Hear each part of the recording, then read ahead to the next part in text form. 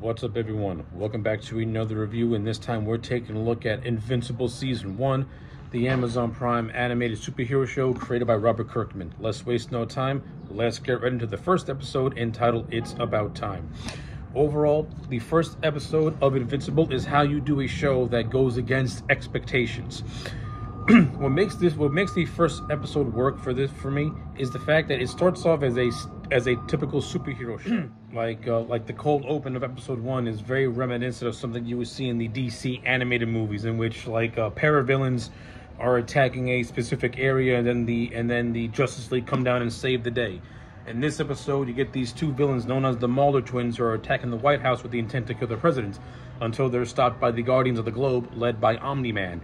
And this entire action sequence, like I said, it's very, very reminiscent of something you would see in the DC animated movies, which is just something to ease you into this universe. A group of colorful crime fighters stopping an act from happening, and then it segues into the overall main story, which focuses on this character of Mark Grayson, who is actually the son of Omni-Man. And one of the major things I liked about this first episode is the relationship between Mark and his father, Omni-Man, who are voiced by Steven Yeun and J.K. Simmons, respectively, who put in great performances in this debut episode.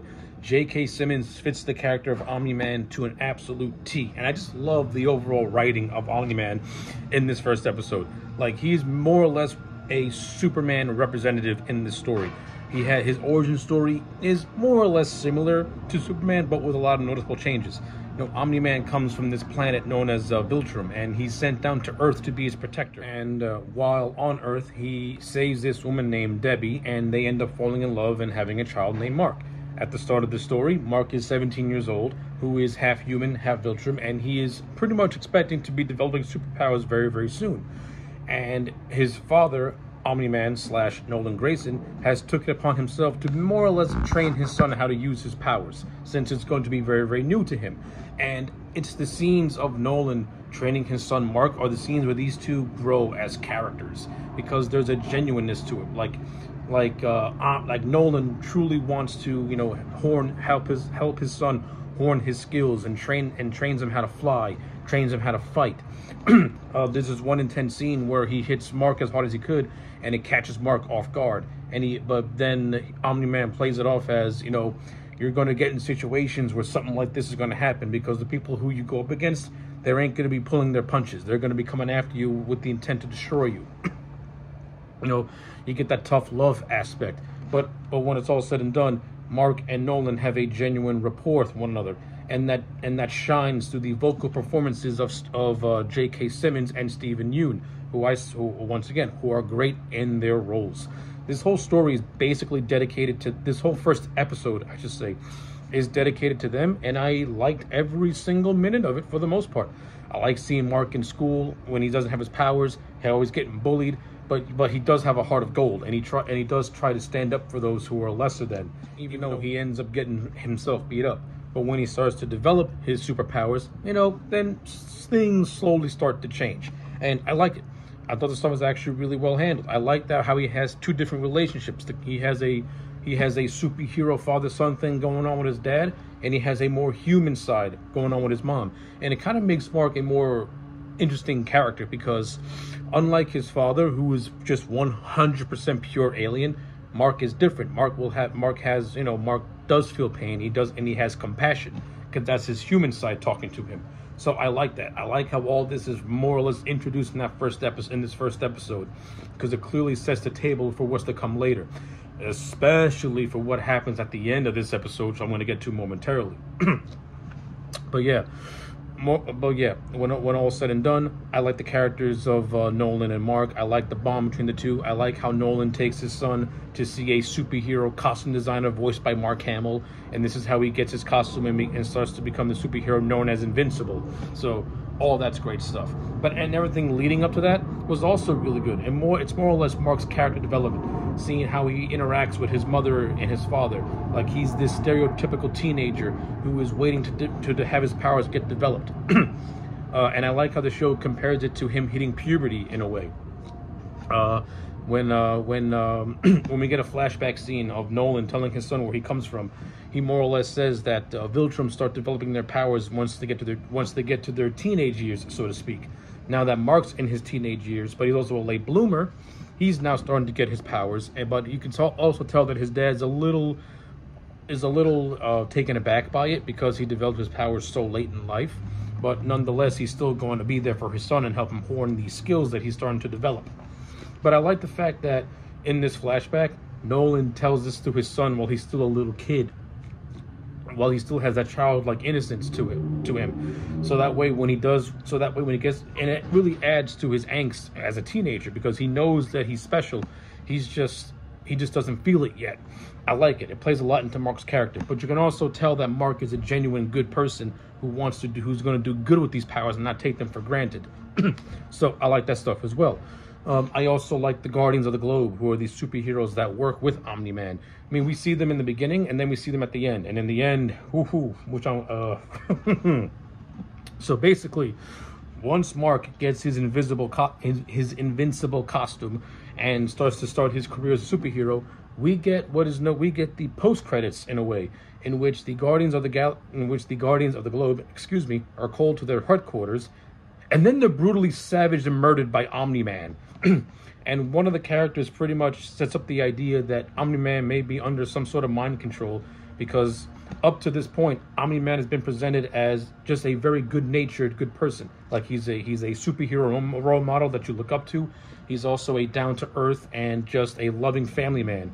And then we see him just savagely destroy all his teammates and murder every single one of them. So what's to come later on in this season? I don't know, but I can't wait to see what happens. But as an overall tone setter, this sets up the tone that this is going to be a completely different take on the superhero genre. It's going to be gory, it's going to be bloody, and I can't wait to see it through. But before I wrap up, I want to talk more about the ending. See, I can appreciate the fact that all the members of the Guardians of the Globe, they tried their absolute damnedest to try and stop Omni-Man, who clearly overpowers them. And no matter what they throw at this man, he just savagely destroys them. He even destroys he brutalizes every single one of them. There's this speedster known as Red Rush, who is more like the Flash. He tries his best to use his speed to stop Omni-Man, does nothing. You got this character called Darkwing, who is like a Batman knockoff, doesn't do anything. War Woman, who's like Wonder Woman, nothing. Zippo, nada. Then you got these three other characters who also get sliced and diced. With the character of the Immortal being decapitated to close out the episode. So yeah, I loved it. Great stuff. I think episode 1 was absolutely kick-ass, and I cannot wait to see what the other 7 episodes have to throw at me.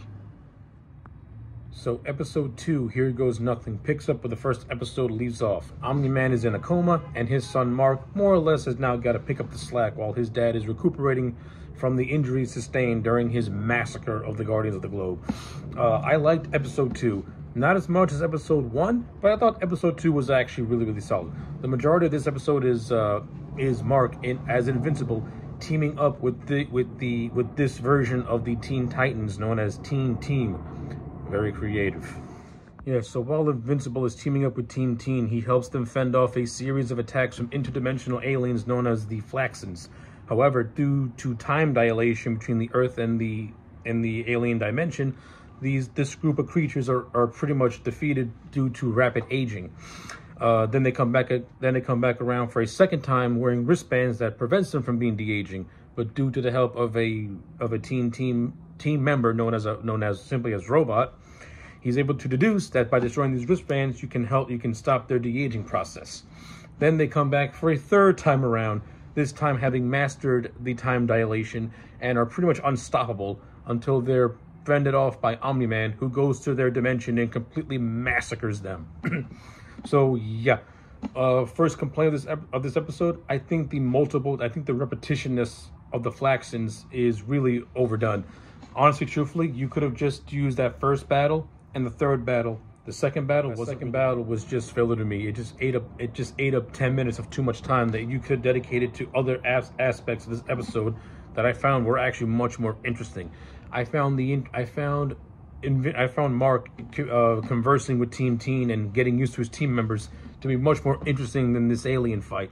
And I also liked the idea, and I also thought more time could have been given to the investigation of the massacre of the Guardians of the Globe, with this character called Cecil, voiced by Walton Goggins, leading an investigation as to what really happened to the Guardians of the Globe, enlisting the help of a demon detective known as Damien Darkhold, who's doing his own investigation. Like this is the part of the episodes that I liked, is the interaction that Invincible has with Team Teen, to the point where he recognizes one of the girls who's known as Eve as a girl he goes to school with, and these two end up forming a bond and a friendship. Another aspect of the show that I like, as I mentioned earlier, is the investigation of what happens to the Guardians of the Globe, and this character of Cecil starting to grow wary of Omni-Man, pretty much thinking the worst, and knowing that there's something strange going on. And of course, this really starts to get hammered home when Omni-Man wakes from his coma, and he's acting much differently than how he was in the first episode, acting more aggressive, acting more almost in a very nonchalant, careless sort of way, so to speak.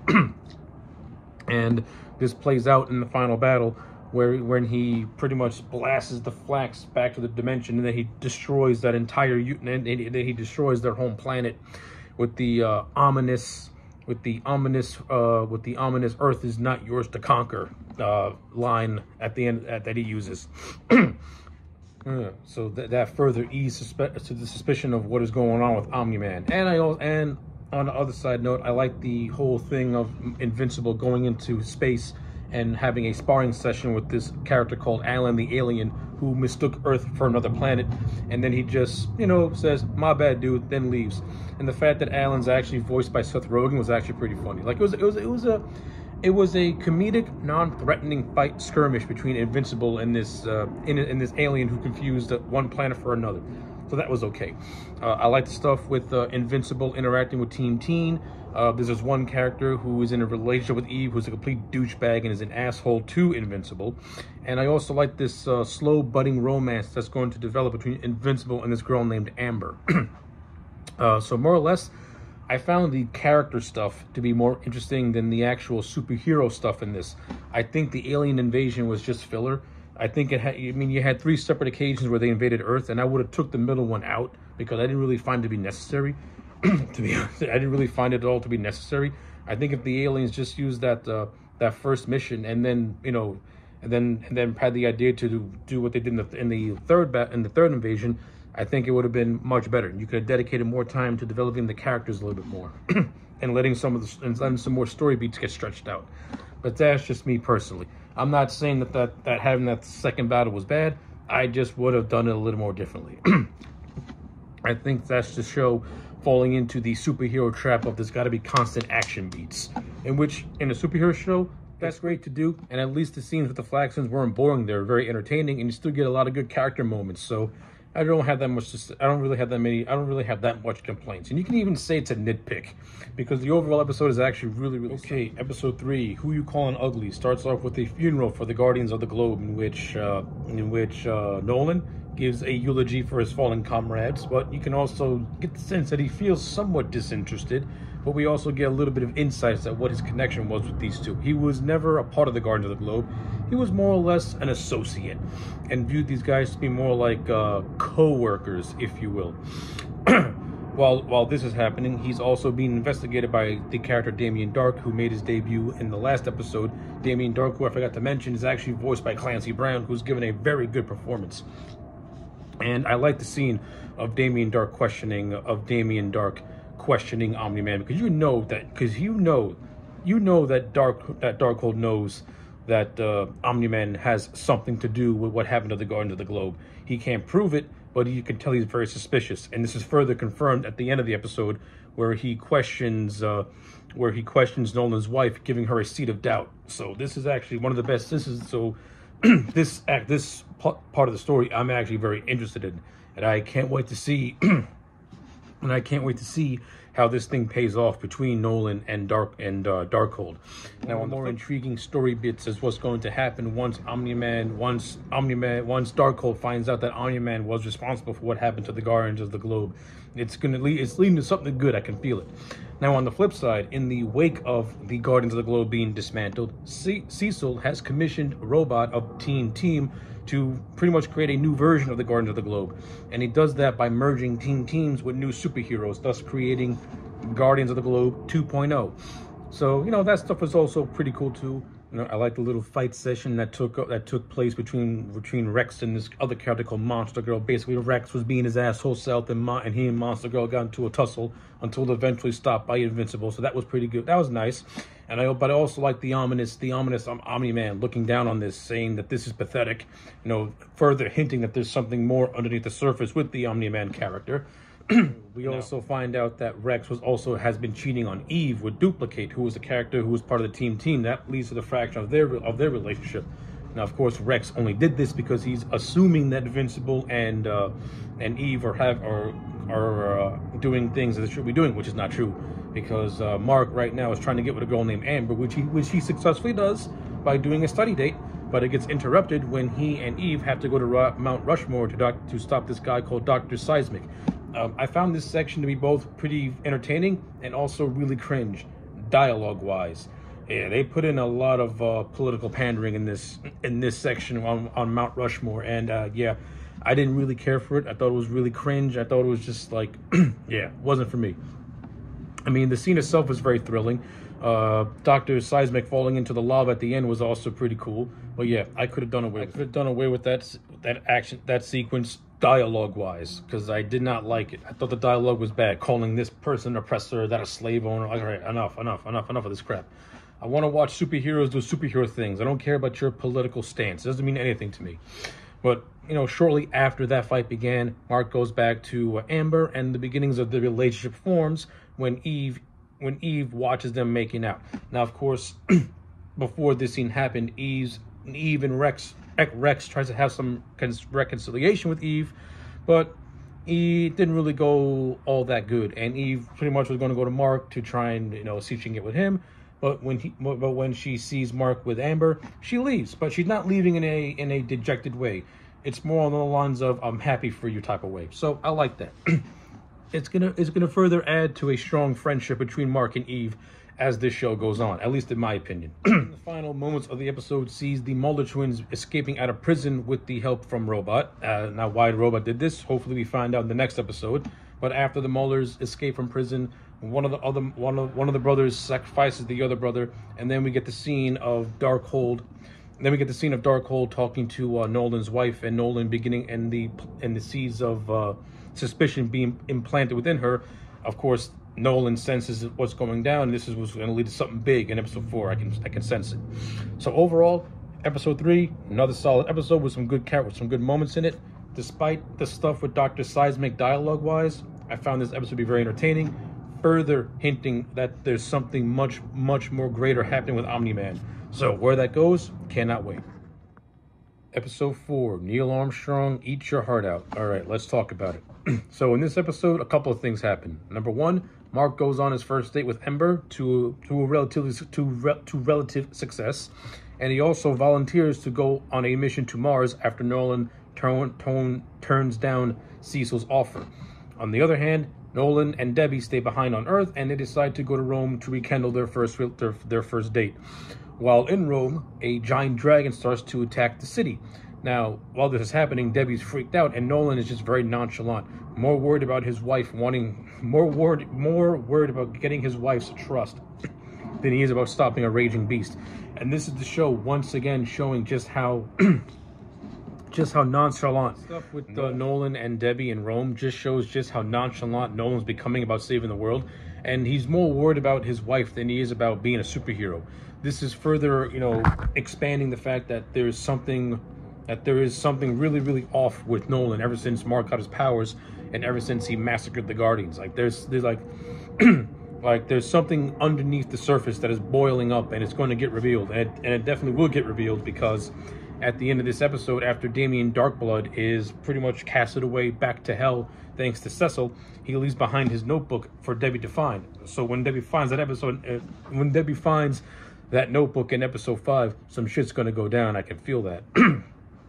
But overall, I just thought episode 4 was good. Once again, as every episode goes by, it does a good job of balancing the character development and the action sequences. Because this was a fun episode. Like the stuff with Mark on Mars was a lot of fun, and the Martians trying to kill him and kill the humans while they're trying to escape. And then one of the Martians actually possesses one of the humans, and Mark has to try and stop that. Like all that was actually well done, well handled. The stuff with Mark and Ember, and Mark coming very, very close to telling Ember his true identity at the advice of Eve was also a nice little touch, and Mark trying to hide the fact he's going to Mars by saying he's going on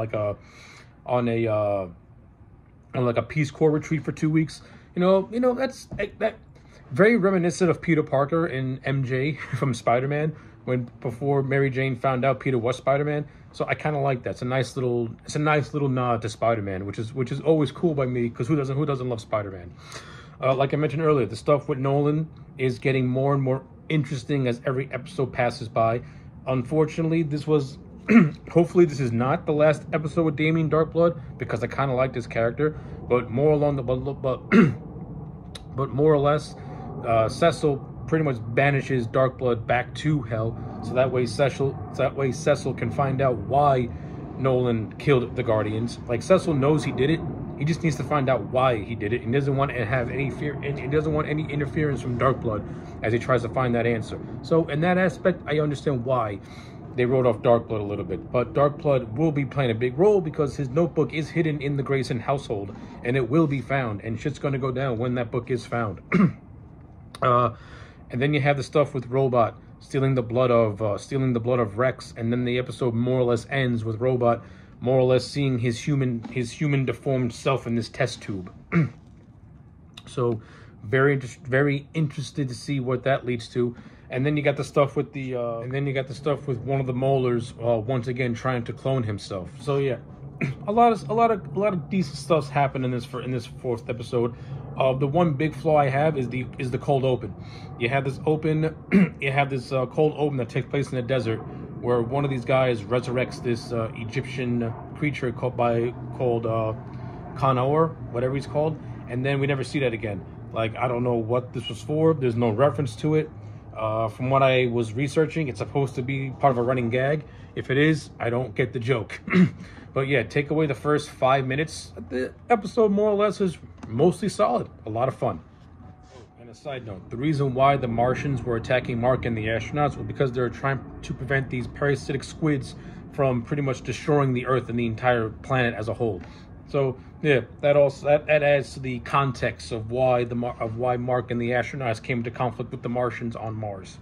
So yeah, that's that. Oh, and another side note, I continue to love the scenes of Nolan and Mark. Like, I just love the relationship that these two have, and you know that when it breaks down, it's going to be gut wrenching, especially for Mark. Like, I like the whole thing of them like racing to Mount Everest, saying that the last one there has to do the dishes. Then when they race back home, the last one has to take out the garbage. It's like it's that cool father-son dynamic between these two superpowered beings that feels so realistic. Again, it's going to be very crushing when Mark finds out that his dad is not the man that he thought it's not the man that he grew up knowing, that he's something else entirely. It's going to be great when it finally happens. Okay, so let's take a look at episode 5. That actually hurt. The story of this episode is as follows. Mark teams up with this enforcer by the name of Titan, who wants to take down his boss, Machine Head, so that way he can be free of Machine Head's control. So yeah, that's the overarching story of episode 5. Let's talk about it. I thought episode 5 is yet another good episode. Some of the best highlights for me is the growing relationship between Mark and Amber, and how these two just have a lot of dissension. Not because there's no love between the two, is because Mark's superhero career is interfering with the growth of their relationship, and Amber is starting to get tired of that. I like the drama. I think it was actually handled fairly well, and I hope Amber does not get turned into that bitchy type of character who even though people tell her that the guy that Mark is in love with her and falling for her, she's just not going to buy it. Like, I hope she's one of those characters that actually does realize that he does have feelings for her, and eventually does actually be told that, yes, Mark is a superhero, hence why he has to lie to you. Again, this parallels Peter Parker and Mary Jane in a lot of aspects. In some aspects, you can call it derivative. Others, you can say, hey, listen, it's typical superhero drama that's always there as a failsafe. It all depends on how you write it. And I think so far the stuff with Mark and Amber has been decent. It's been okay. And the stuff with Omni-Man continues to be the best aspect of this show as a whole. And the growing suspicion of him not being who he says he is. We know that what Omni-Man is. Now the characters are slowly starting to catch up to us, and that boiling point is about to hit, especially since Omni-Man's wife Debbie found the notebook left behind by Damian Darkblood. So shit's gonna go down, and of course the deteriorating lack of care that Nolan has for just life and Earth itself is clearly starting to show, and this was very evident during a dinner scene where Mark was pretty much going over the opposite of whether or not he should help this villain Titan take down Machine Head. And Omni-Man was just like, why waste your time with petty problems like that? You got to look at the big picture.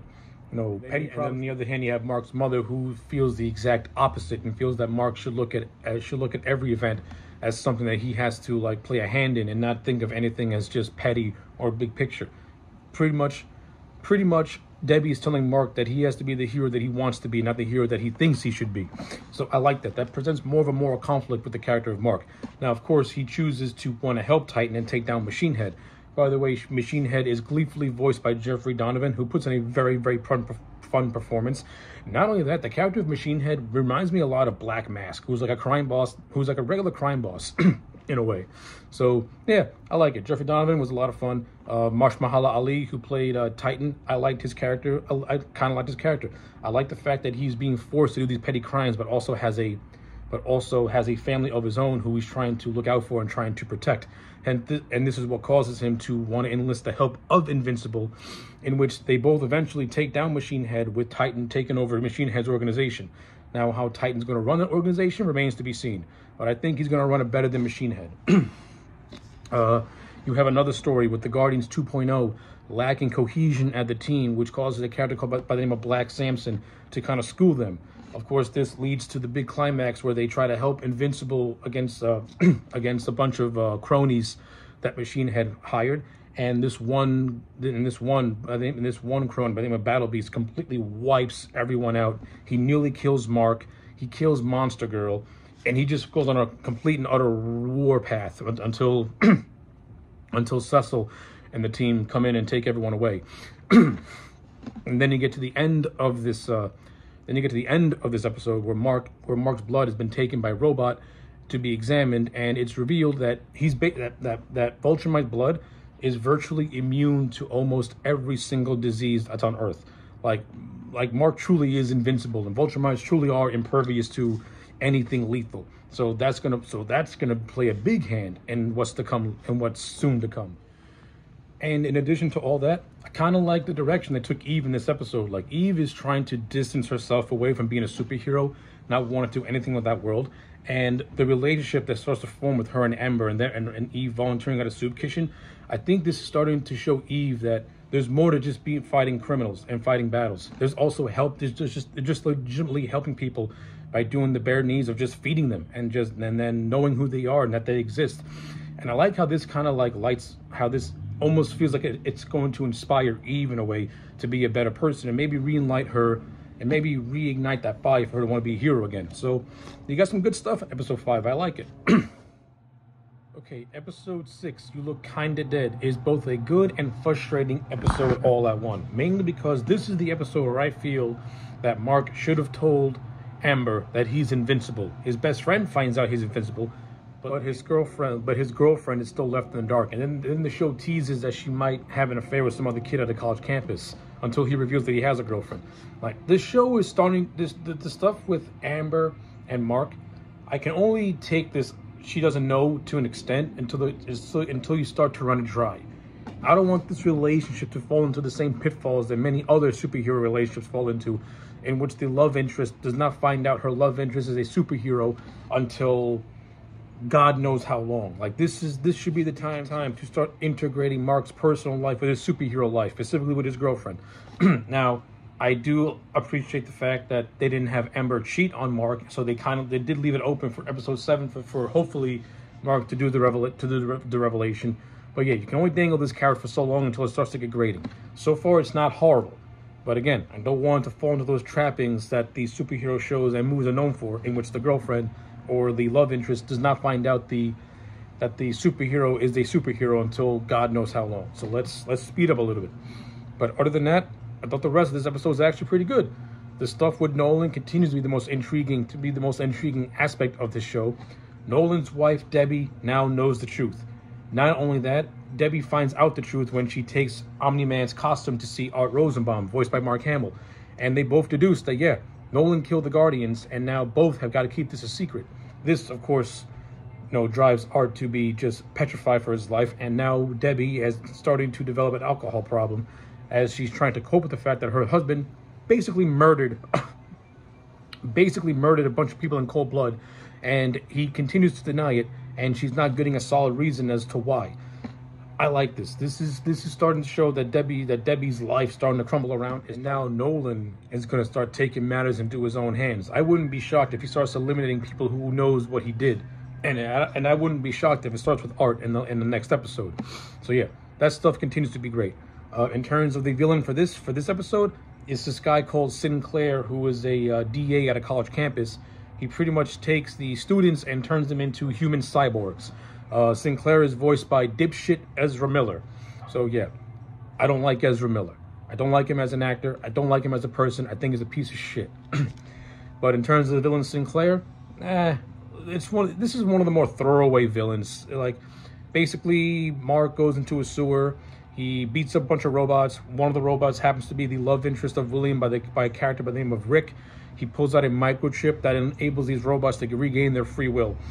So yeah, that's basically that. And then the episode ends with the Mauler with these two teens, with these two random teens, digging up the corpse of the Immortal and being stopped by the Mauler twins, who pretty much brokered a deal with Robot to do such action. So yeah. Episodes 7 and 8 are shaping up to be some big shit going down, and yeah, it's gonna get good. But in terms of everything else that took place in episode 6, like the stuff with the college campus was good. I know, not nice change of scenery for a change. Even though I am not overly thrilled of Amber not knowing that this was the time, even though I'm not thrilled that they chose to not reveal Mark's identity to Ember, I do like the whole idea of her getting pissed off at Mark for disappearing during an attack on the college campus. But like I said, I think this episode should have ended with Mark revealing his identity to Ember and adding that extra wrinkle to their relationship. But everything else I did. I even like the stuff with Robot using the Mauler twins to exhume the corpse of the Immortal, so that way he can use it for his own needs. And I also like the stuff of Adam Eve, doing more humanitarian work, realizing that there's more to being a superhero than just stopping otherworldly beings. There's just helping regular people. Like, all this is good stuff. I enjoyed it. and how everything culminates. Can't wait to see how the rest of it plays out.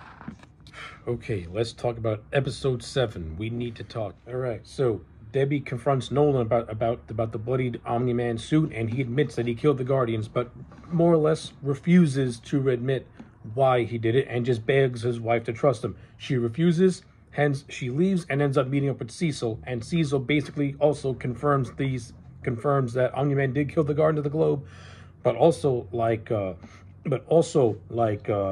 Debbie, he does not know why this was done. Omni-Man is basically public enemy number 1 at this point. Cecil needs to destroy him. His wife has had enough of him. So yeah, this all builds up to a great climax and a good cliffhanger for the last episode. And I'll get to that in a second. So yeah, the stuff with Omni-Man is getting it's hit the boiling point. That's it. Omni-Man is not the hero that everyone thinks that he is. He's something else so much worse. On the flip side, you got the stuff with Mark. He and Ember, they're basically at the end. And the show reveals that Ember knew that Mark was invincible the entire time, and she just kept it to herself, wanting Mark to admit it himself. Being that Mark did not want to do that, that ultimately led to their eventual downfall. And the stuff at the college campus was basically the straw that broke the camel's back. And in an instance, you kind of feel bad for Mark, and you don't feel bad for Mark. You feel bad for Mark for wanting to keep it a secret, but at the same time, you just admit to this girl that you clearly love, that you're a superhero. You know, he kind of became his own worst enemy. So yeah, you know, again, Mark is still likable. He's a teen who can't make good decisions. And I do like some of the heart-to-heart that he has with his friend William. You know, he has to go to his friend William for advice, but he gets nothing out of it. And then he tries to go see Adam Eve, and more or less Adam Eve calls him out for being selfish. So these are good building blocks for Mark to develop better as a person. So I like that stuff. Then we get more or less, we get the finale of Robot and why he used them and the Molar twins. So basically, Robot's human form is a deteriorating, just like ball of nothing. It kind of looks similar to the creature in Basket Case. He's pretty much paid the Molar twins to find him to pretty much create a genetic clone, so that way he can copy his subconsciousness onto said clone. This is an overall success. He ends up double crawling the Maulers, and a brawl ensues until Robot gets summoned to the Guardians headquarters, where everyone sees his now human form, and he gives this explanation that the reason why he took this form was because of Monster Girl. The form he took is actually a younger version of Rexplode. And of course, much to Rexplode's horror, he does not like seeing a younger version of himself. So yeah, all that stuff is interesting. But like I said, I think the best part of this episode is basically the last 20 minutes where Cecil and Omni-Man start to have their little war, start to have their battle in a way. I enjoyed it. I like how Cecil's using his teleporter while he's trying to have a conversation with Nolan, and Nolan's trying to kill him. And then after that, Cecil just tries throwing everything at Omni-Man, and Omni-Man just brushes it off until finally sending a giant kaiju monster to attack Omni-Man. Now, as Adam Eve and Invincible are, you know, flying off to investigate something, much to Mark's shock, he sees his dad being attacked by a giant creature. And this is the first team up we get with Omni-Man and Invincible. Now, Mark does not know what his dad has done so far. So, in his mind, he's finally doing a team up with his dad. Now, while this is happening, the Molar twins have dug up the body of the Immortal, and he comes back to life. And the Immortal, a now resurrected Immortal, goes after Omni-Man, and they have a bloody, vicious fight in which the Immortal, you know, he came close to taking down Omni-Man, but Omni-Man took him out. And it's Mark seeing Omni-Man kill the Immortal. Well, yeah. This is the first time that Mark has ever seen his father do something absolutely just heartless, cold, and vicious. And it's leading up to what's going to be a brawl between father and son in episode 8. Episode 8, where I really come from. Whew, a lot to say about this one, so let's go over it. Omni-Man finally reveals why he's come to Earth. So earlier in the season, Omni-Man gives the story of him being from Viltrum, and his origin story more or less plays out like Superman. Well, it's revealed that we're led astray. The real reason why Omni-Man has come to Earth is because he's an infiltrator on behalf of his planet Viltrum. And they simply want to conquer Earth. Yeah, so basically, Omni-Man was sent to Earth to conquer it, for the Viltrumites see Earth as more or less, they see it as inferior, in need of their sort of superiority and leadership. Mark, having finally learned the truth of what his father, who his father really is, of course he ain't going to stand for that. And this is what leads to probably what is the most iconic thing in this entire episode, and what really got my interest to want to watch the season from start to finish. And that's the final battle between Omni-Man and Invincible. And this is utterly just vicious, brutal, bloody. No wonder why Omni-Man was a DLC pack in the new Mortal Kombat game. He beats the holy hell out of his own son, and while he's kicking his ass, and letting people die. Of course, you get the infamous scene where he holds Mark, where he helplessly just holds Mark as a train passes right through them, and everyone on that train dies. The entire time he's beating the living holy hell out of Mark. He's letting people die while Mark is trying to save people, while all the while he's trying to get through to his son, saying, "Listen, Earth is nothing compared to us. We have the ability to do so much for this planet. These people are insects, while they're superiority, while they're superior."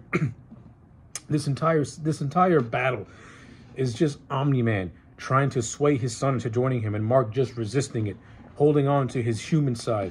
Even though Viltrumites can live for thousands of years, and they're impervious, and they're invincible, and no pun intended, they are invincible, Mark, he's still human. He had the benefit of growing up on Earth, being raised by a human. He has compassion for human lives and just life in general.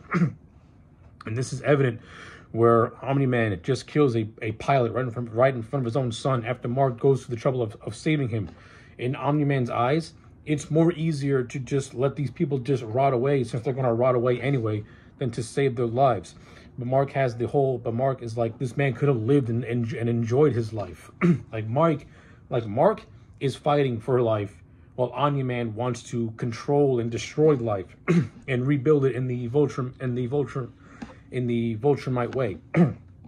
And this leads to the end of the fight, which is so bitter, but yet so beautifully acted between J.K. Simmons and Stephen Yeun.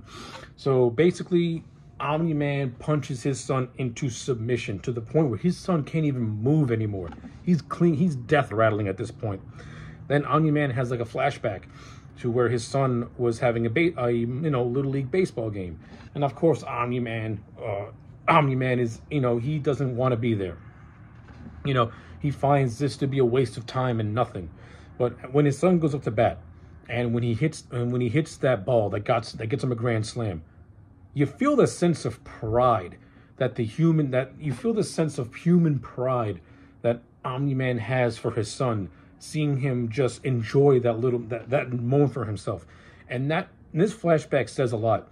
Even though Nolan is a Viltrumite, and even though he adheres to his planet's rule, his time on Earth, it has changed him in a way. It has shaped him in a way. It pretty much told him that, life can be something. There is something to life. It's almost at this point that he's forcing himself to believe in the Viltrumite way, when he knows that way is more or less outdated to him. And this whole thing culminates where Omni-Man is saying, what are you going to be 500 years from now? What will you have? And then, in almost like a death rattle, Invincible says that he'll still have his dad with him. He'll still be with his dad. And this is what causes Omni-Man to just stop and realize, what have I done? Basically, he has the look of, what have I just done? And seeing the blood of his own son in his hands just forces him to fly away. And the most poignant part of all is, as he's flying away, you can see tears falling from his face as they float into space. Awesome stuff. Like, the entire battle between Omni-Man and Invincible is just a bloody, vicious brawl, with Omni-Man just pounding his son into submission. Now, not to say Invincible does get a couple licks in it. Throughout the season, whenever Invincible is in precarious situations, he goes into this almost berserker rage mode, which heightens his strength, and we see that in the fight with his dad.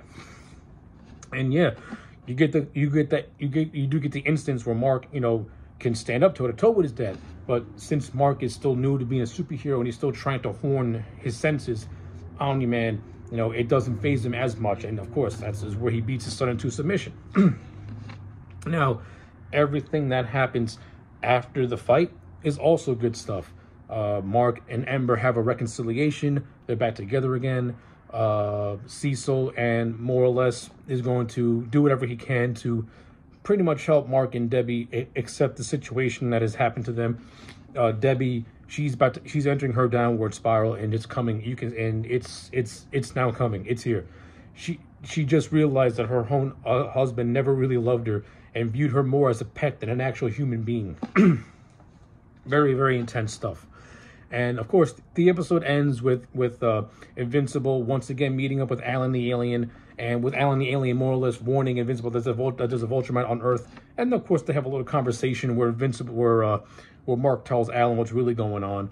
But we get the the threat that Viltrumites are preparing to come back to Earth, because Viltrumites are not that easily defeated when it comes to something that they desire. So yeah, Mark's going to be ready to take on more. And I do get a sense that maybe we're going to get that rematch between Invincible and Omni-Man, but I also got a feeling that Omni-Man is also going to go through a redemption arc. And also during the epilogue, we find out that Cecil has got the Immortal, and he's currently recuperating, so he's going to play a major factor as well in Season 2, which I really can't wait to start watching Season 2. I think I'm going to wait until all of Season 2 gets released, and I'm not going to review, and I'm just going to wait, so that way I can review it all, so that way I can watch it all as a whole, and do it like that. But for Season 1, I loved Season 1 of Invincible. I thought the show was absolutely kick-ass. This is how you do an adult superhero show. The voice acting was top-notch. The animation, beautiful. The action sequences, brilliantly done, well done. The characters are beyond likable. Adam Eve is how you do a female character and do her the right way. Invincible has got the right amount, has got that Peter Parker naivety to him, but you can also see that even though he's new to superhero and he does make screw-ups, he legitimately wants to do good. And then you got Omni-Man, who is Earth's greatest hero, who has now become their worst foe, and all they have is Invincible and maybe the Guardians of the Globe, the new Guardians of the Globe, to try and protect them. A lot of good stuff in this first season. I think Robert Kirkman and his team did a phenomenal job at penning this season and pacing it, because I've had very few complaints while watching the show. A couple of nitpicks here and there, but overall, 9 out of 10 for Season 1 of Invincible. I absolutely loved it. So yeah, those are my thoughts on Season 1 of Invincible. Let me know yours in the comment section down below. Like the video and subscribe, and I'll check you back next time for more.